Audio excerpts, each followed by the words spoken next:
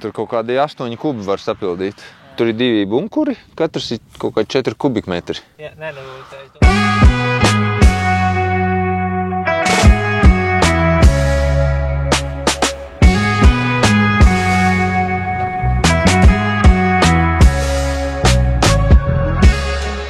Mani sauc Mārtiņš Flaksis. Mēs atrodamies zemnieku saimniecībā Krastmaļi un Sijā Krastmaļa sēklas. Mēs atrodamies Liepājas rajonā, Dienvidu Kurzemes novads, Dunalkas pagasts. Šodien ir tā diena, kad mēs tējam starpkultūras. Saimniecība nav liela, mēs apsaimniekojam 600 hektārus lauksaimniecības zemes.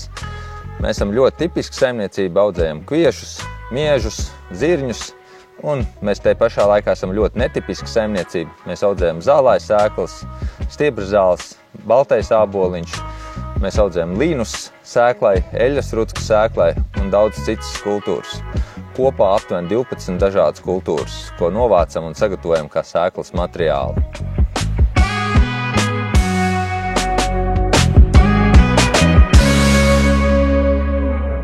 Lai gan saimniecība atrodas salīdzinoši netālu no jūras, mums nav izteiktas smilts augsnes, bet mums nav arī izteikts māla augsnes, kā Zemgales pusē varbūt.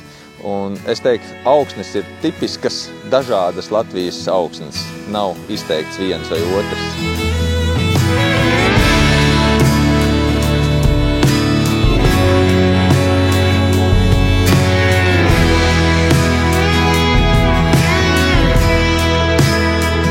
Augu seka saimniecībā ir salīdzinoši ļoti vienkārša. Pusi no platības aizņem ziemas kvieši, un otra puse ir labi priekšaugs ziemas kviešiem.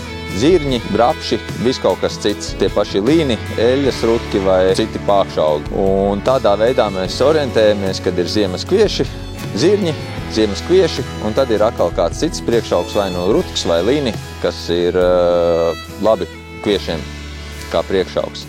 Līdz ar to nav atkārtoto ziemas kviešu sējumi, kas ir viens no mūsu saimniecības tādiem uzstādījumiem, lai būtu veiksmīgāka saimniekošana no-till tehnoloģijās un minimāla augsnes apstrādē, ko mēs izmantojam jau kopš 2017. gada. Mēs strādājam bez ārkla, tīri tikai ar no-tillu un min-tillu tehnoloģijām.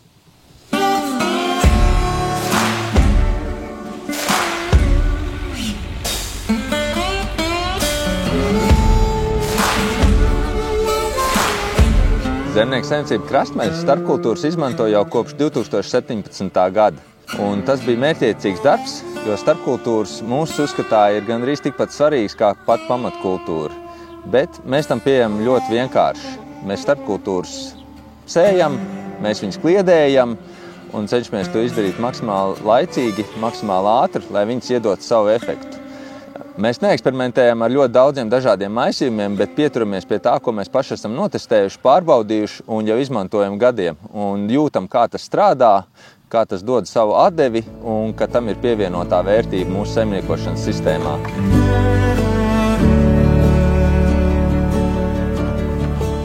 Šobrīd mēs atrodamies uz lauku ar nosaukumu Beļļi Lukats. Tas ir viens no lielākiem saimniecības laukiem, bet tāpat laikā viens no nevienmērīgākajiem. Ir gan uzkalniņi, gan lejas, gan meliorācijas problēmas, gan peļķes, gan arī pilnīgi sausi pleķi izdeguši bez organikas, kur nav nekā. Šeit mēs sējam starpkultūras ar sējmašīnu. Ja pārējos saimniecības laukos mēs kliedējām ar minerālu mēslu kliedētāju pirms kulšanas, un tad mēs bijām diezgan limitēti savā izvēlē, jo varējām lietot tikai rutku ar vīķi, kas lido 30 metrus tehnoloģiskajās sliedēs platumā.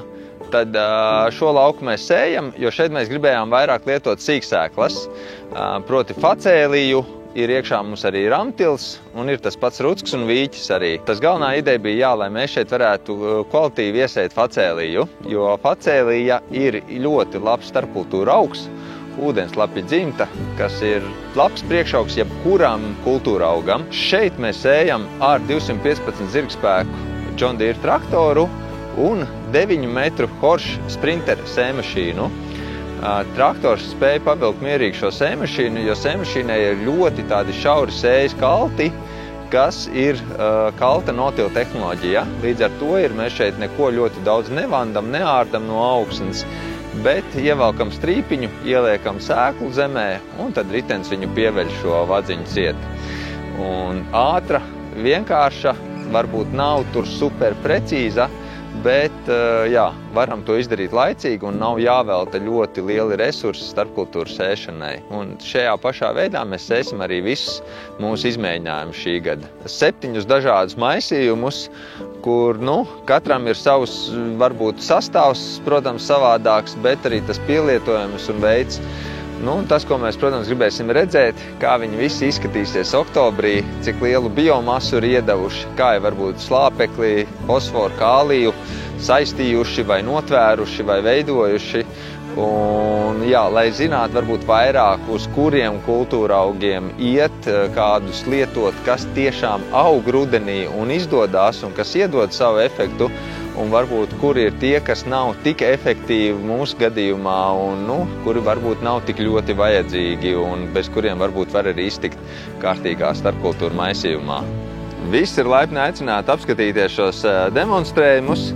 Protams, mēs nevienam neatsakam savu pieredzi, mēs dalāmies ar savu pieredzi, rādam, visi var apskatīties, var droši zvanīt, jautāt, kas mums ir sanācis, kas nav sanācis, kā labāk izdarīt, jo mēs uzskatām, ka šī ir neatņemama sastāvdaļa, ja saimniecība iet uz minimālu augsnes apstrādi, uz notilu, uz kaut ko tādu un samazināt slāpekļa un citu minerālu mēslu lietojumu, tad bez starpkultūrām neiztikt. Un jā, droši varam palīdzēt, tā kā paši arī audzējam, tad varam arī nokonsultēt, ko tiešām labāk lietot vai nelietot starpkultūra maisījumos.